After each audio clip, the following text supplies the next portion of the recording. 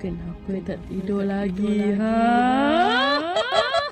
Doctor का भूतिया अनुभव स्वास्थ्य केंद्र में एक घड़ी रात के समय थी। परिचित सर्जन के रूप में एक डॉक्टर अपनी कामना पूरी कर रहे थे।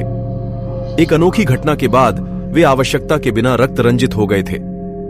रात के साये में वे अस्पताल के गहरे हिस्सों में एक अद्भुत ध्वनि सुनने लगे, जैसे कि कोई डरावनी हंसी बजा रहा हो। वे धीरे धीरे उस दिशा की ओर बढ़े और वहां एक डरावनी और भयंकर छाया देखी। छाया ने उन्हें अपनी ओर बुलाया और वे उसका पालन करने के लिए बदल गए। वे अब अपने रुख को नकारात्मक शक्तियों की ओर मोड़ देख रहे थे और उनकी नजरें कुछ अद्भुत और डरावनी घटनाओं को देख रही थीं।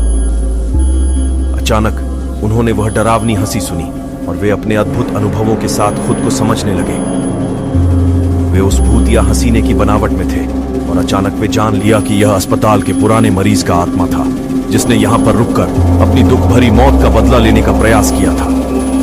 डॉक्टर अब उस भूत की क्रोध और बदला लेने की भीषण इच्छा के सामने थे और यह डरावनी कहानी वहीं खत्म हो गई। डॉक्टर ने धीरे धीरे भूत के साथ संवाद करने का प्रयास किया, उसके संतानों की तरह।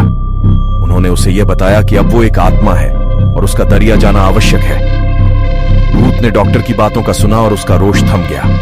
वह डॉक्टर को यह बताया कि वह इस अस्पताल को छोड़ देना चाहता है, लेकिन उसका आत्मसमर्पण इसे नहीं करने देगा। डॉक्टर ने भूत से आग्रह किया कि वह शांति प्राप्त करने के लिए आगे बढ़े और उसका आत्मसमर्पण करे।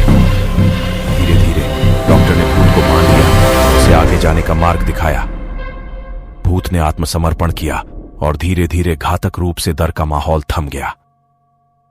यह कहानी हमें यह सिखाती है कि कभी कभी हमें अपने डरों का सामना करने के लिए उनसे संवाद करना आवश्यक होता है और शांति प्राप्त करने के लिए हमें समझदारी और सहमति की आवश्यकता होती है।